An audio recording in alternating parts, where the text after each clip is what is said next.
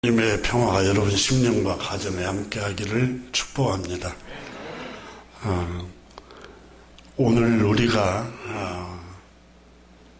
삶을 살아가는 게 한없는 하나님의 은혜입니다.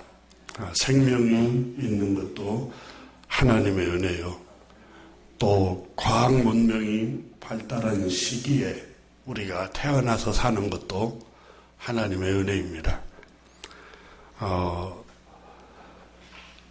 1918년 그리고 19년 지금 그 당시에도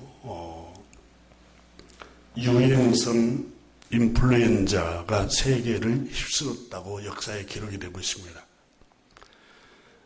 그 전염병으로 죽은 사람이 세계적으로 2천만 명이 넘었다고 합니다. 전염병으로 죽은 사람들이 그렇게 많이 있었던가 할 정도로 전염병이 휩쓸었습니다. 1차 세계대전 때 학살당한 사람보다 훨씬 많은 수가 그때 당시도 죽었습니다. 코로나 바이러스로 한 2년 동안 지구촌에 바이러스가 휩쓸 때 세계에 통계를 내는 사람들이 미처 다 통계를 못 내고 있습니다만은 대략 600만에서 5,500만까지 사상자가 났다 이렇게 통계를 내고 있습니다. 어마어마하게 2,200만 명 정도, 5,500명이 아니라 2,200만 명 정도 이렇게 사람이 죽어갔다고 발표를 합니다. 근데 하나님께서 저와 여러분을 생명을 연장시켜 주신 것 하나님께 감사하기를 주님의 이름으로 축복합니다. 이 기간에 우리 교회 권사님 한 분도 주님 나라 가셨습니다.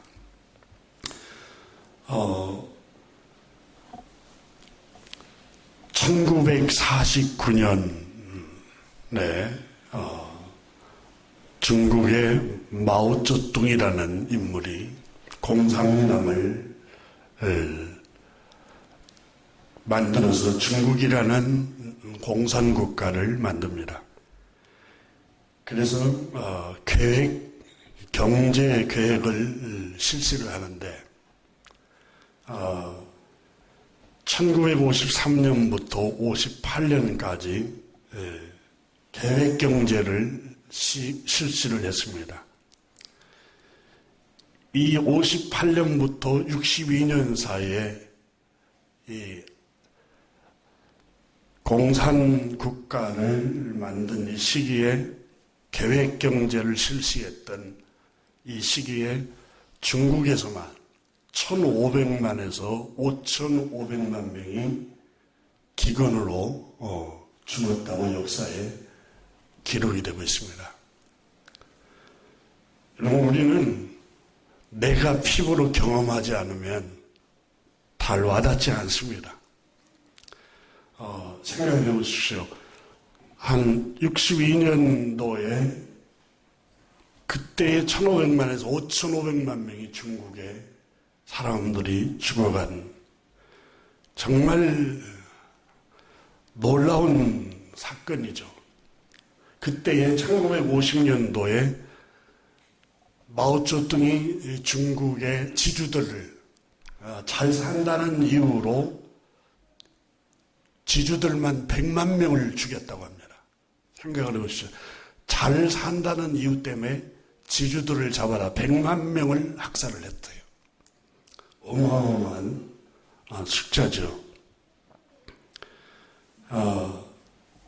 그게 얼마 안 된 때입니다. 지금부터 한 70년 전만 해도 우리 대한민국 남과 북이 전쟁이 일어나서 수십만 명이 총 칼에 살상이 되었습니다. 근데 70년 후가 지나서 우리가 살고 있는 시대에 얼마나 평화롭습니까? 전쟁도 거쳤습니다. 기름도 없습니다. 경제적인 부흥을 맞아서 풍요롭게 우리가 살아가고 있습니다. 세계에서 가장 넓은 땅을 가지고 있는 저 러시아, 그리고 우크라이나, 유럽의 곡식의 창고라고 불리우는 저 우크라이나에서 전쟁이 일어나서 젊은 청년들 뿐만 아니라 가장들이 전쟁터에 나가서 수천 명, 수만 명이 죽고 있습니다. 이 사건을 보면서 우리는 너무 무디게 살아가고 있지는 않는가 한번 생각해 보십시오. 우리가 살아있는 거 얼마나 하나님의 은혜인지 모른다. 평화를 누리고 있는 거 그저 주시는 하나님의 은혜입니다. 우리가 70년 전에 여러분 그때 시대에 우리가 살았다면 전쟁터에 우리는 희생당하고 말았을 수도 있습니다. 우리가 살고 있는 지금 현대 정말 평화롭고 하나님이 주신 풍요로운 시대에 지금 우리가 살고 있습니다. 그럼에도 불구하고 우리는 감사할 줄 모르고 살아갑니다. 하나님이 이 땅에 평화를 주시고 경제의 번영을 주시고 있으니 그저 주시는 하나님의 은혜입니다. 우리가 살아가고 있는 이 대한민국의 자유민주주의 땅에서 살아가고 있는 거 하나님의 그저 주시는 놀라운 은혜입니다.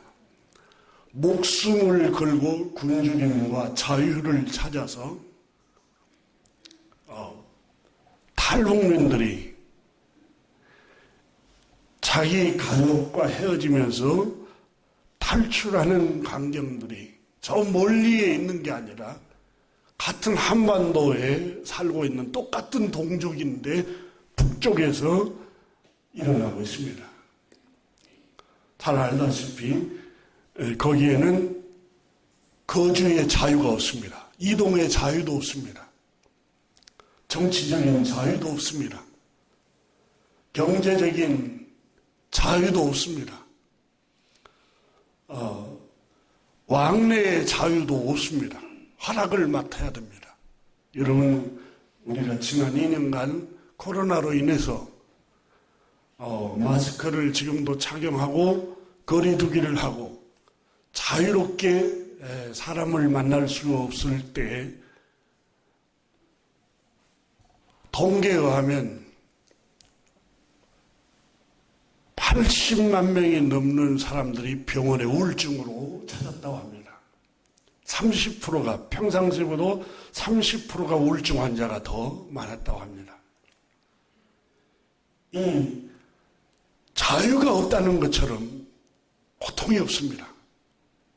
여러분, 부모님이 연로하신 부모님이 병원에 입원해 있는데 코로나 바이러스 때문에 면회를 못 가는 만날 수 없는 그 자유가 없는 거 얼마나 큰 고통인가 모릅니다.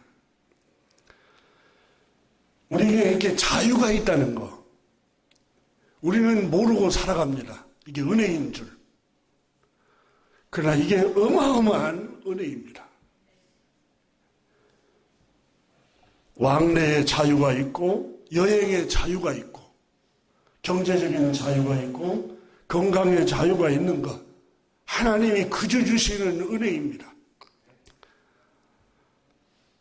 세상에 자유보다 더 소중하고 값진 것은 또 없다고 생각이 듭니다. 제한된 공간에 갇혀서 그곳을 벗어나지 못하고 갇혀 있는 것. 그게 감옥인데, 여러분, 범죄자들에게 감옥에 넣는 이유는 이동의 자유를 없애버리는 거예요. 만남의 자유도 제한해버리고, 그리고 먹고 싶은 자유도 없어지고 넣어주는 것만 먹을 수밖에 없는. 그래서 감옥이 고통스러운 겁니다. 또 폐쇄 공포증이라는 것도 엘리베이터나 터널, 비행기 등의 닫힌 공간에 있는 것을 두려워해서 비명을 지르거나 불안감을 호소하는 걸 말하는데,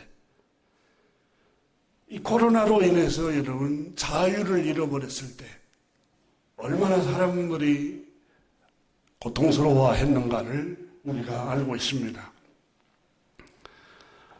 하나님께서 우리에게 무엇보다도 자유를 주셨습니다. 이렇게 교회에 올 수 있는 자유,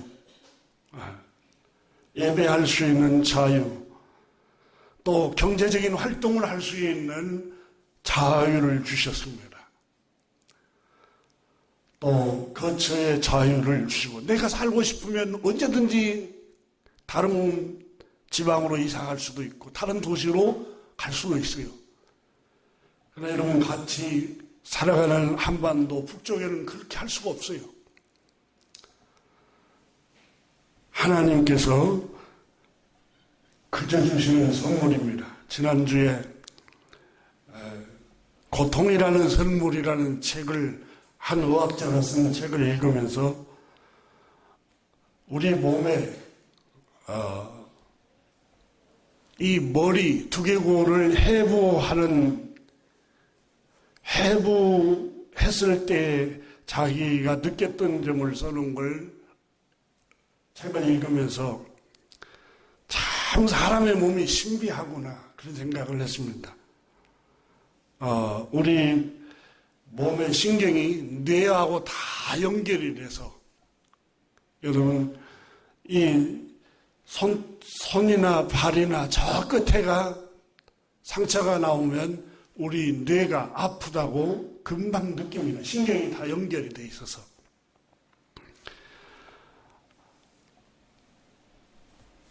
신경이 상하면 냄새도 못 맡고 또 눈동자를 움직일 수가 없다고 합니다.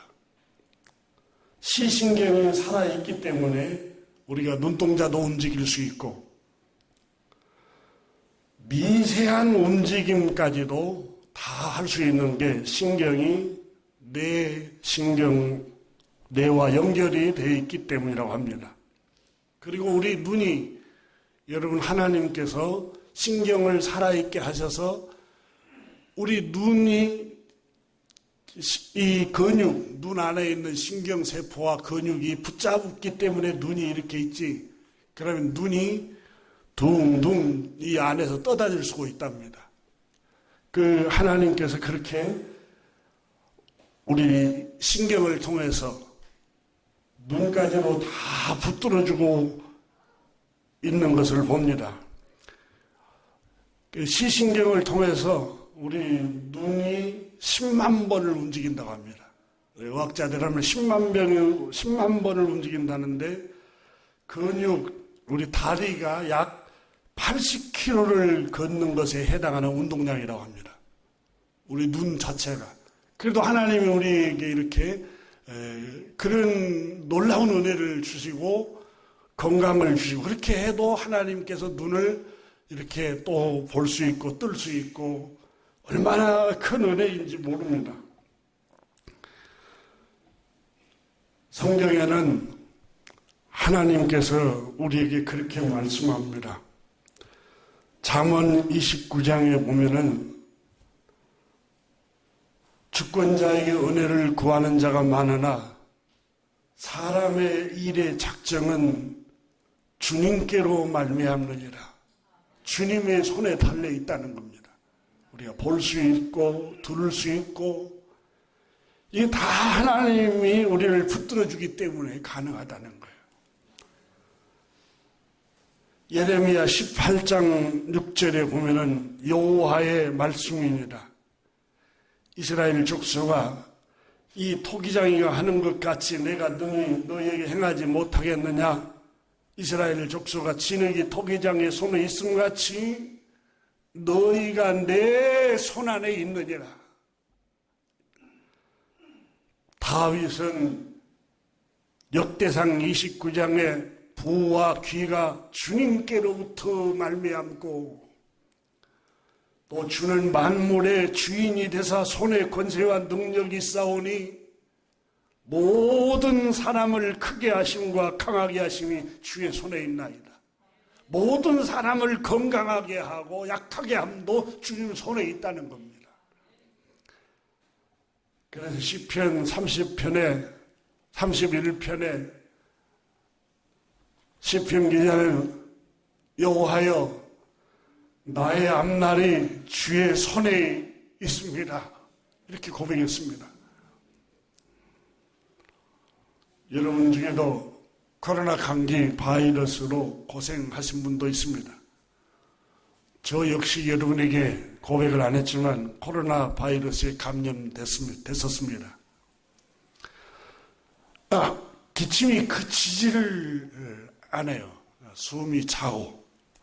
하나님 앞에 엎드려서 주님, 나의 앞날이 주의 손에 있습니다. 하나님 은혜로 치료를 해주셨어요. 여러분들도 하나님 은혜로 치료를 해주셨지 않습니까? 시편 31편에 다윗이 여호와여, 나의 앞날이 주님 손에 있습니다. 여러분, 야고보서에 너희가 내일 일을 알지 못함도다 그랬어요. 하루에 무슨 일이 일어날지 어떻게 합니까? 아무도 하루에 어떤 일이 일어날지 모릅니다. 여러분 중에도 자동차를 끌고 출퇴근을 하면서 일찍 직장에 도착하고 일찍 집에 가야겠다 이렇게 했다가 뜻하지 않게 자동차가 고장이 날 수도 있고 방구가 날 수도 있고 또 실려갈 수도 있고, 여러분 우리 앞날은 알 수가 없습니다. 내가 아무리 운전을 잘해도 여러분 역주행을 하는 사람들도 있잖아요. 지난번에 뉴스 보니까 모처럼 코로나 바이러스로 거리두기가 풀리고 사람 만남이 이제 자유롭게 되니까 금요일 날 여러분 음주운전자들이 대폭 늘어서 경찰에 의해서 단속이 어마어마한 숫자가 단속이 됐다. 여러분 생각해 보세요. 음주운전은 살인과 같습니다. 살인. 그래서 유럽이나 여러분 선진국에서는 이거 거의 허락이 안 됩니다. 음주운전 한번 하면은 여러분 바로 감옥에 가든지 억대가 넘는 돈을 벌금을 때려버립니다. 선진국에서는. 왜냐하면 온전한 정신을 가지지 않고 운전을 한다는 것은 다른 사람을 죽이는 살인 도구나 똑같아요. 우리가 아무리 운전을 잘해도 여러분 하나님이 지켜주셔야 됩니다. 주님께서. 우리 앞날이 주의 손에 있습니다. 그래서 조금 전에 여러분 집사님 나오셔서 찬양을 불렀던 하나님의 은혜입니다. 그 정말 하나님의 은혜예요. 내가 할 수 있는 것은 오직 감사와 기도, 두 손을 높이 들고 주께 찬양하네. 내가 아무리 여러분 건강관리를 하고 아무리 내가 여러분 안전하게 살려고 해도 내가 할 수 있는 것은 최선을 해도 내 생명이 하나님 손에 달려 있습니다.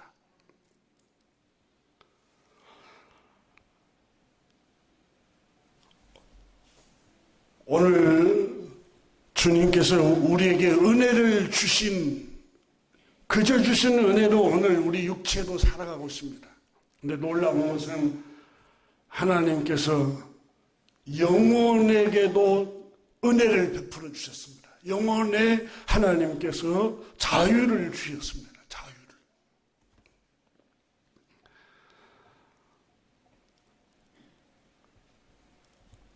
오늘 본문의 말씀은 로마서 3장 23절을 보시면 모든 사람이 죄를 범하였음에 하나님의 영광에 이르지 못하더니 하나님의 영광스러운 모습을 잃어버렸습니다. 하나님의 본래 창조한 형상을 잃어버렸습니다. 하나님의 형상을 잃어버렸어요. 창세기에 아담과 하와가 하나님의 말씀에 처음에 순종할 때 에덴에서 주님과 사귐을 나누면서 자유를 누리면서 살아갔습니다. 풍성한 영생하는 생명을 누리게 되었습니다. 각종 실과를 다 먹을 수 있는 자유를 누렸습니다. 평안의 자유를 누렸습니다. 기쁨의 자유도 누렸고 영원한 생명의 자유를 누렸습니다. 그런데 범죄한 후에 하나님께서 자유를 누리지 못하도록 에덴에서 추방시켜버립니다. 쫓아내버렸어요. 여러분, 에덴은 네 강이 흐르는 풍요로운 땅입니다. 그곳에서 쫓아내버렸습니다. 각종 실과가 주렁주렁 열려서 자유롭게 먹을 수 있는 풍성한 땅에서 하나님께서 추방을 시켜버렸습니다. 그리고 너는 땀을 흘려야 먹을 것을 얻을 것이다. 노동의 고통, 하나님께서 그 풍요로운 에덴에서 누리지 못하도록 해버린 거예요. 그리고 창세기 3장 16절에 땅은 너로 말미암아 저주를 받고 너는 내 평생에 수고하여야 그 소산을 먹으리라. 평생 수고와 슬픔을 가지고 살아갈 수밖에 없도록 하나님께서 심판하셨습니다. 그리고 영원한 생명을 누릴 수 있는 자유를 빼앗아 버렸습니다. 아담과 하와가 행한 행동의 결과였습니다. 그래서 성경은 잠언 1장 31절에 그러므로 자기 행위의 열매를 먹으며 그랬어요. 자기가 행하면 그대로 그 열매를 자기가 먹는다고 말씀을 합니다. 평안이 있고 기쁨이 있고 풍요롭고 자유가 있는 그곳에서 자유를 다 잃어버렸습니다. 아담과 하와가 하나님의 말씀에 불순종하는 행위를 함으로 그 행위의 결과를 열매를 먹게 되었던 겁니다. 로마서의 바울 선생은 죄의 삭은 사망이요 이렇게 표현했습니다. 사망입니다. 가장 큰 게 사망. 그리고 그 사망, 영적인 사망과 육체의 죽음을 선고했는데 이 땅에 사는 동안에도 죄의 삭은 평생 수고와 슬픔이 그치지 않을 것이며 하나님이 주신 풍요로운 자유를 잃어버렸습니다. 불안, 두려움, 고통이 아담과 하와를 지배하여 동산 숲 속으로 숨었습니다. 아담아, 내가 어디 있느냐? 숲에 숨었습니다. 왜 거기에 있느냐? 두려워서 숨었나이다. 범죄하는 이후에 평안을 하나님 빼앗아 버렸습니다. 바울 선생이 로마서를 통해서 죄의 삭은 고통일 뿐만 아니라 저주와 사망이라고 기록을 하고 있습니다. 저주가 왜 들어왔습니까?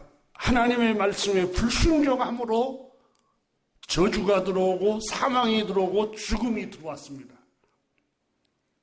여러분은 인간은 전도서에 보면은 영원을 사모하는 마음을 하나님이 주셨다 그랬어요. 그러니까 연세가 드셔도 영원히 살고 싶습니다. 사람 마음은. 왜 그랬을까요? 창세기에 본래 하나님께서 인간을 영원히 살 수 있도록 창조하셨어요. 여러분 연세가 드신 부모님이 나 빨리 죽고 싶다. 절대 그대로 믿으시면 안 됩니다. 영원히 살고 싶은 마음은 누구에게 다 있습니다. 하나님이 인간에게 넣어주신 마음입니다. 근데 왜 영원의 삶을 누리는 자유를 빼앗아 버렸느냐? 죄의 값이라고 성경은 말씀합니다. 그래서 인간이 가장 두려워하는 게 죽음입니다. 불안, 두려움은 죽음입니다. 점점 나이가 들어가는 게 두려움과 불안이 찾아옵니다. 왜? 죽음이 다가오기 때문에. 젊었을 때는 잘 이해가 안 됩니다. 근데 여러분 점점 나이가 들어가 보면은 가장 두렵고 불안한 게 죽음입니다.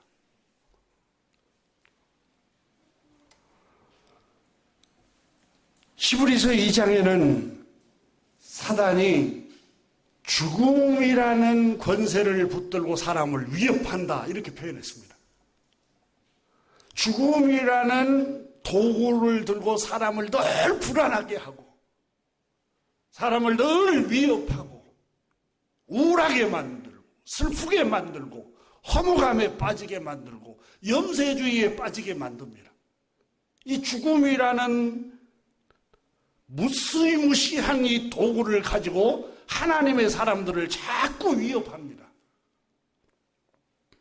바울 선생은 그러나 우리 구주 예수 그리스도를 통해서 이 사망의 권세, 죽음의 권세가 위협하지 못하도록 우리 하나님께서 하나님의 아들 예수 그리스도를 보내셔서 인류의 죄를 십자가에 다 속량하시고 사흘 만에 부활하셔서 우리에게 산 소망, 부활의 소망을 주셨습니다. 그러므로 사망아, 너 이기는 것이 무엇이냐? 사망이 더 이상 우리를 위협할 수가 없다고 로마서의 7장과 8장에서 말씀합니다. 왜냐하면 예수 그리스도 안에 있는 자들에게는 죄와 저주와 사망에서 그리스도께서 우리를 해방시켰기 때문이다. 이렇게 말씀하고 있습니다. 바울 선생은 인간이 영원히 살 수 있는 게 하나님 앞에 의로워지는 것이라고 생각했습니다. 어떻게 의로워질 수 있습니까? 율법을 지키면 의로워질 수 있다고 생각합니다. 유대인들이 그랬습니다. 율법을 온전하게 지키면 사람이 의로워질 수 있다라고 생각하고 율법의 613조 조항을 만들었습니다. 유대인들은. 613조를 지키려고 조항들을 지키면서 하나하나씩 지키면서 유대인들이 살아갔습니다. 그 중에 하나가 여러분 안식일, 그리고 손을 씻고 음식을 먹는 것, 그리고 할례를 행하는 것, 그 등등등등 613개 조항입니다.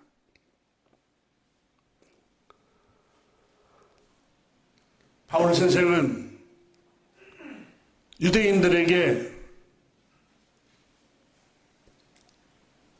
빌립보서 3장 이하에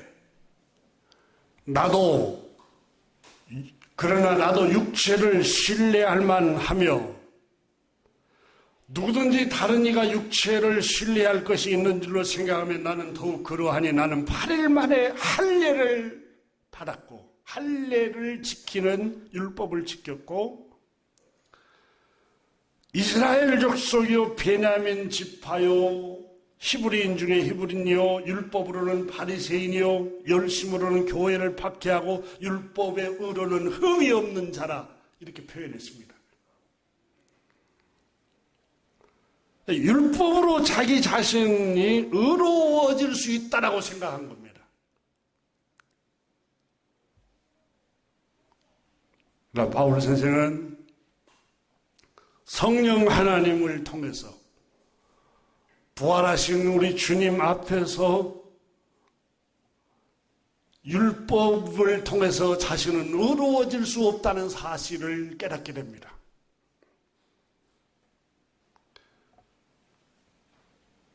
로마서 7장 14절에 우리가 율법은 신령한 줄 알거니와 나는 육신에 속하여 죄 아래 팔렸도다. 내가 행하는 것을 내가 알지도 못하나니 곧 내가 원하는 것은 행하지 아니하고 도리어 미워하는 것을 행함이라. 만일 내가 원하지 아니한 그것을 행하면 내가 이로써 율법이 선한 것을 시인하노니 이제는 그것을 행하는 자가 내가 아니요 내 속에 거하는 죄니라. 내 속에 죄가 거한다는 사실을 발견한 겁니다. 내가 원하는 바 선은 행하지 아니하고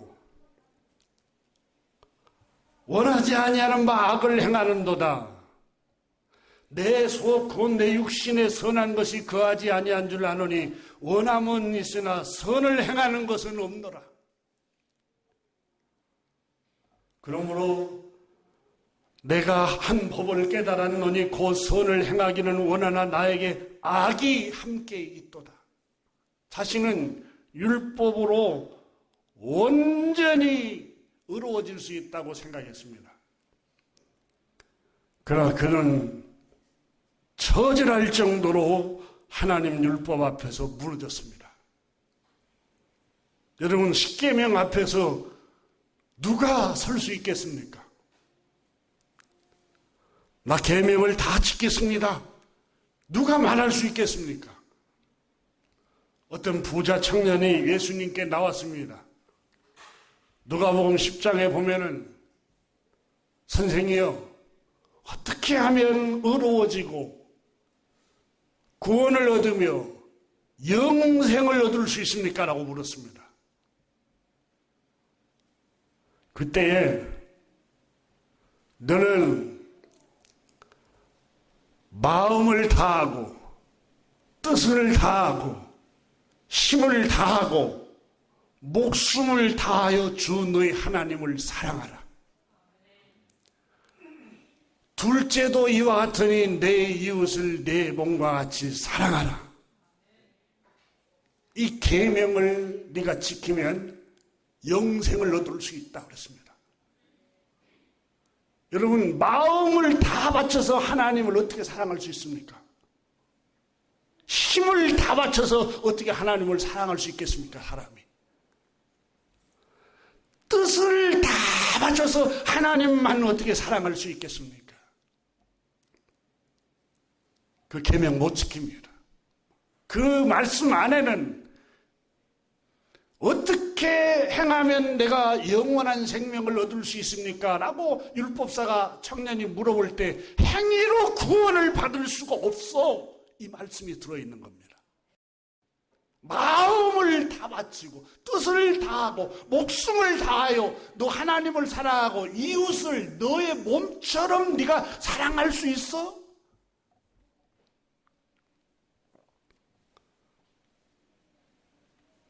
그리고 주님께서 그 청년에게 다른 복음서에는 계명을 지켜라. 계명을 다 지켰나이다 그래요. 계명을. 여러분, 십계명을 어떻게 다 지켜냅니까? 자, 7계명에 간음하지 말라고 그랬습니다. 여자나 남자를 보고 음욕을 품는 자마다 간음한 자네요. 6계명에 여러분 살인하지 말라고 그랬는데 요한일서에 보면 형제를 미워하고 시기하는 자마다 이미 마음에 살인한 자라고 그랬는데 이 계명을 어떻게 우리가 지켜낼 수 있습니까? 계명 앞에 철저하게 우리는 처참한 모습으로 자기 실패한 내면을 보게 되는 겁니다. 그래서 바울 선생은 로마서 3장에서 이렇게 말씀합니다. 20절 한번 보십시오. 그러므로 율법의 행위로는 그 앞에 어렵다 하심을 얻을 육체가 없나니 율법으로는 죄를 깨달음이라. 내가 죄인이구나. 이걸 깨닫게 된다는 겁니다. 여러분 마가복음 7장을 한번 보십시오. 유대인들은 손을 씻지 않고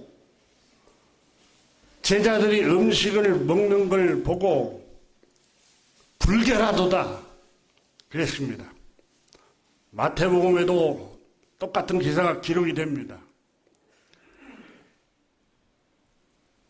그때 예수님께서는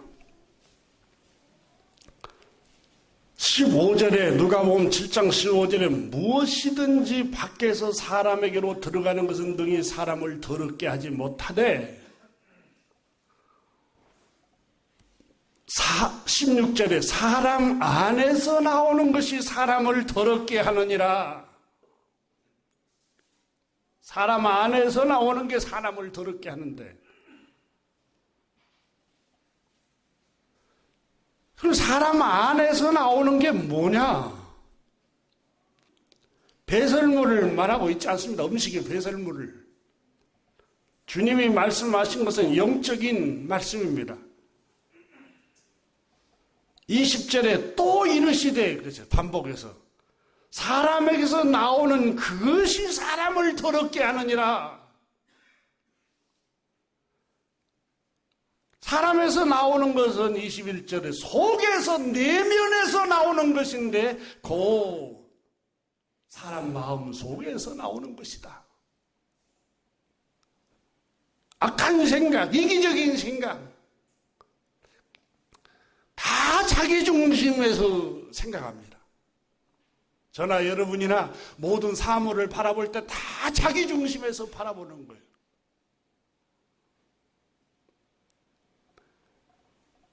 나에게 유익이 되면은 다 옳고 나에게 손해가 되면은 싫은 거예요.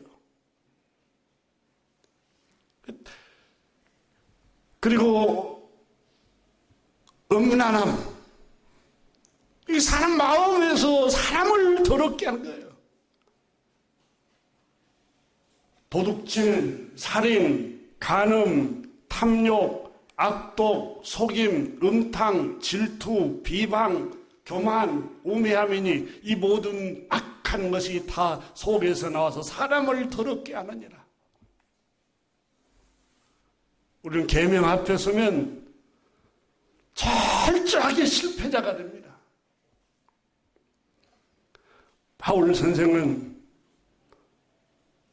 내 속에 악이 함께 거하는도다 그랬어요. 율법으로 어려워질 수 있다고 생각하면서 유대인들은 613조 조항을 만들어서 그걸 지키려고 했지만 바울 선생도 바리새인 중에 바리새인이요 열심으로 말하면 바리새인 중에 최고 열심으로 율법을 지켰다고 말합니다. 그러나 바울 선생이 로마서 7장에 그러므로 내가 한 법을 깨달았노니 곧 선을 행하기는 원하는 나에게 악이 함께 있음이로다. 내 안에 악함이 있음을 내가 발견했노라.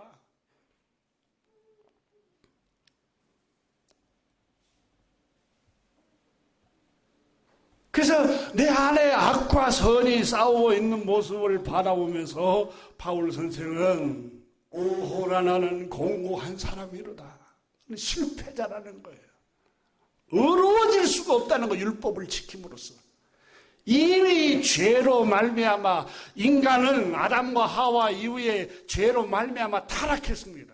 그래서 창세기에 6장에 뭐라고 기록하냐면 사람은 어려서부터 악하다고 기록하고 있습니다.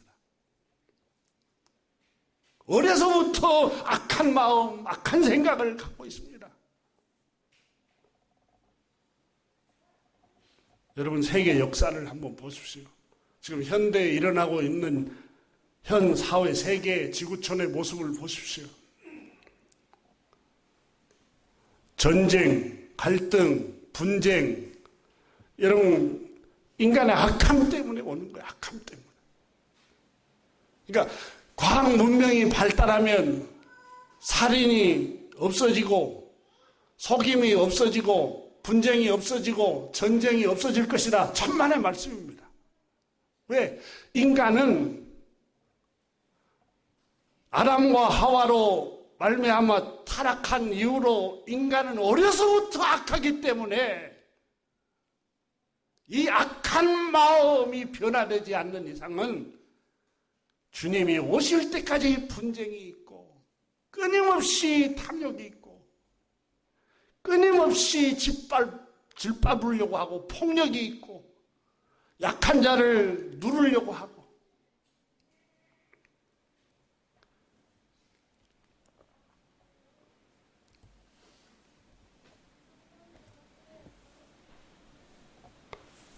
바울 선생은 오늘 본문 말씀에 로마서 3장에 이렇게 표현합니다.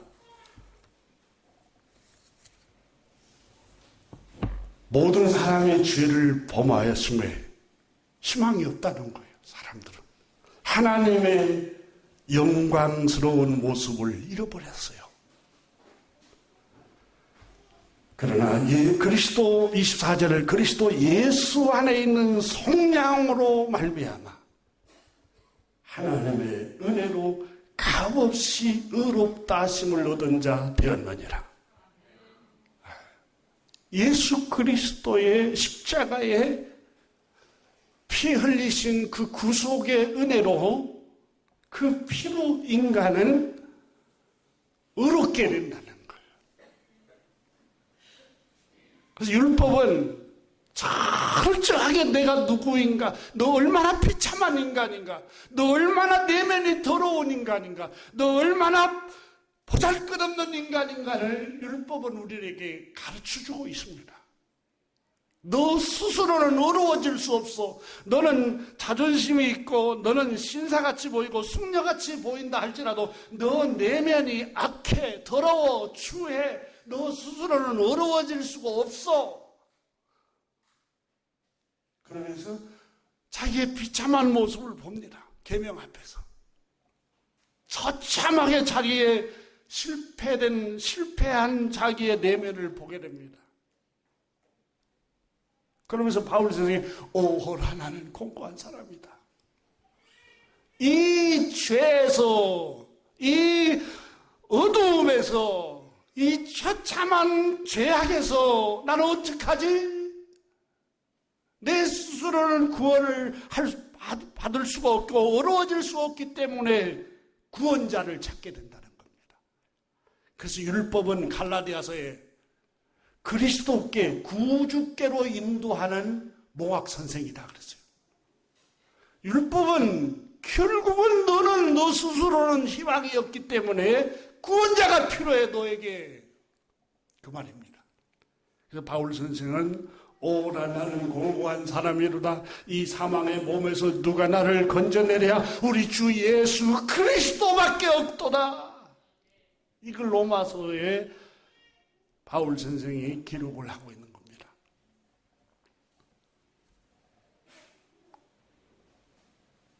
죄를 범한 모든 사람은 스스로 율법의 행위로는 의로워질 수가 없습니다.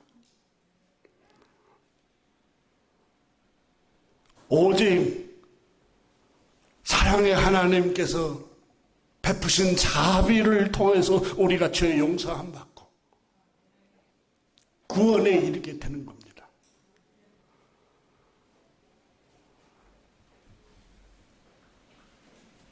이미 이 놀라운 사건을 신명기서 7장에서 이스라엘 백성들을 선택하면서 보여주셨습니다. 신명기 7장에 보면은 6절 이하에 보면은 너는 여호와 내 하나님의 성민이라 거룩한 백성이라. 내 하나님 여호와께서 지상 만민 중에서 너를 자기 기업의 백성으로 택하셨나니 하나님의 백성으로 너를 택했다. 7절에 여호와께서 너희를 기뻐하시고 너희를 택하시면 너희가 다른 민족보다 수요가 많기 때문이 아니니라. 의롭기 때문이 아니니라. 너희는 오히려 모든 민족 중에 가장 보잘것없는 사람들이라. 근데 하나님이 하나님 백성으로 삼으셨어요.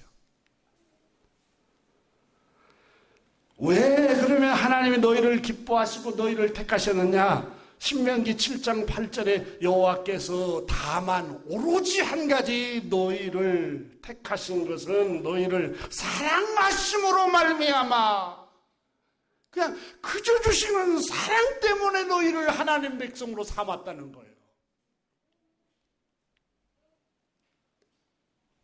그러나 훗날 유대인들은 자기들이 하나님 백성, 성민이라는 하나님 택한 백성이라는 것 때문에 우월감에 빠지고 교만해 버렸어요. 주님께서는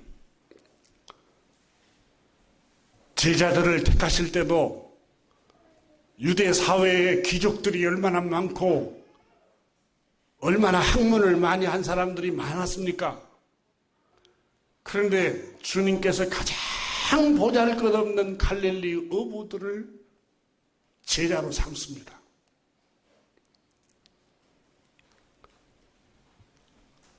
하나님의 놀라운 고린도전서 1장의 기록이 있잖아요.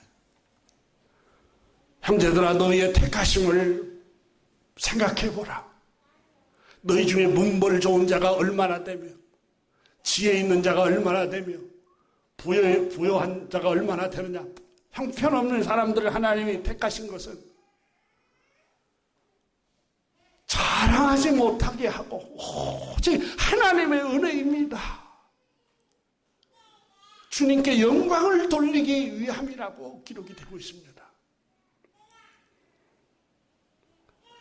우리가 여러분 예수님을 내가 믿고 내가 교회 나오고 내가 예수님을 구주로 믿고 물론 하나님께서 내 마음과 감정과 의지를 통해서 움직이셔서 하나님이 예수님을 구주로 영접하게 합니다.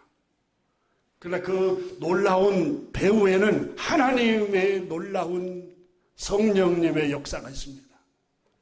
요한복음 15장 16절에 너희가 나를 택한 것이 아니요. 이 말씀 안에는 너희가 나를 택하는 것이 아니요 내가 너희를 택하여 세웠나니 자랑할 게 없다는 거예요. 의로울 게 없다는 거예요. 너를 택하지 않을 수도 있고 버릴 수도 있고 외면할 수도 있고 그런데 내가 너를 택하여 세웠나니 그 말은 너 그저 주시는 은혜를 받은 자야.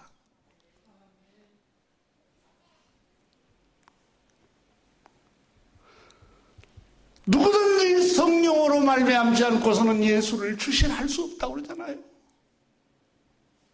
성령님은 여러분 하나님께서 하시고자 하는 사람에게 성령을 부어준다고 그랬어요.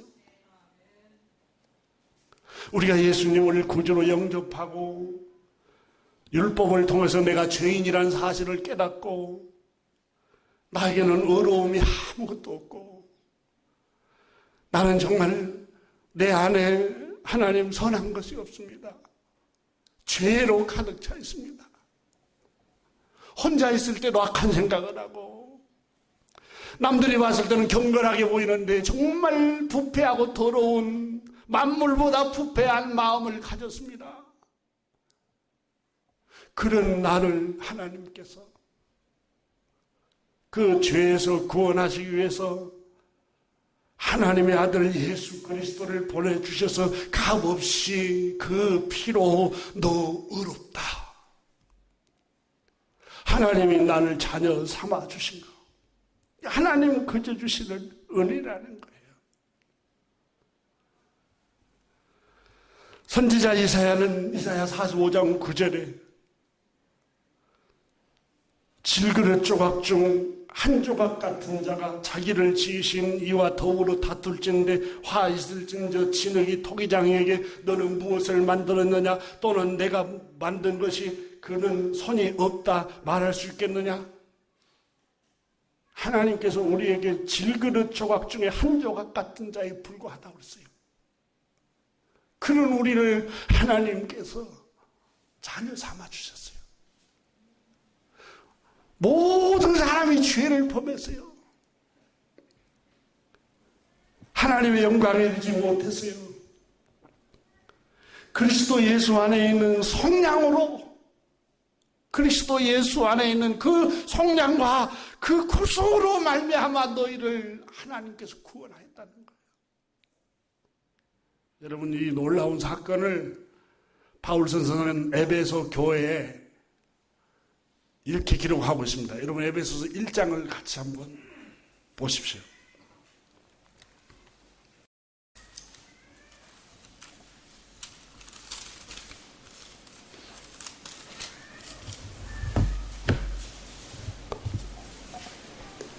삼 절을 보십시오. 찬송하리로다. 하나님 곧 우리 주 예수 그리스도의 아버지께서 그리스도 안에서 하늘에 속한 신령한 복을 우리에게 주시되 그 창세 전에 그리스도 안에서 우리를 택하사 우리를 사랑 안에서 그 앞에 거룩하고 흠이 없게 하시려고 그 기쁘신 뜻대로 우리를 예정하사 예수 그리스도로 말미암아 자기의 아들들이 되게 하셨으니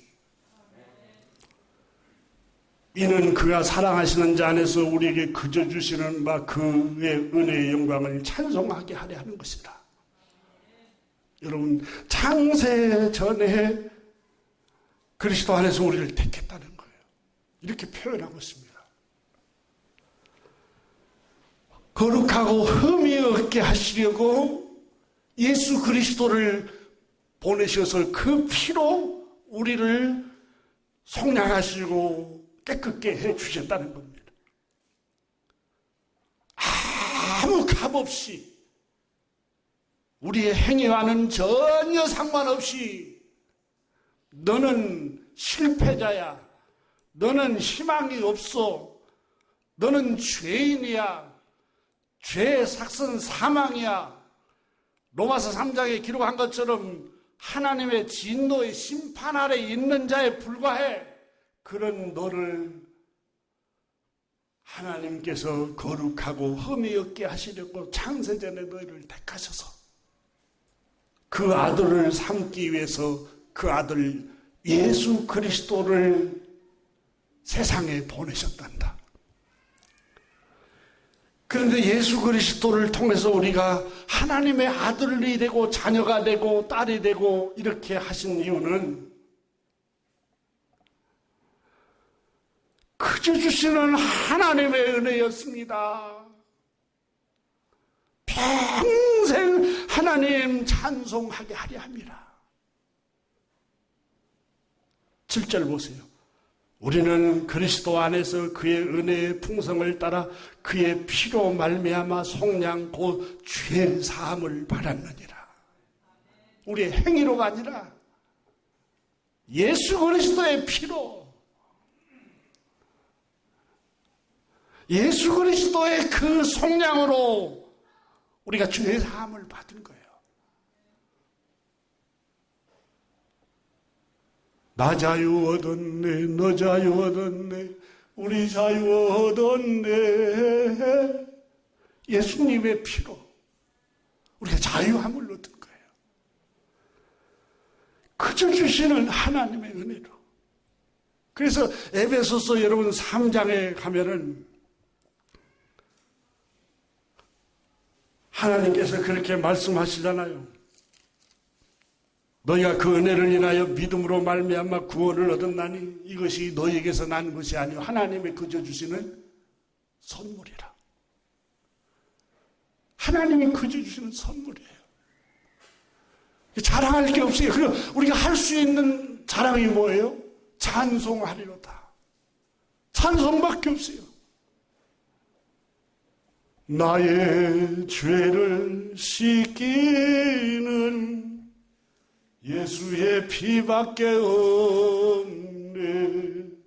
나의 의는 이것뿐 예수의 피밖에 없네.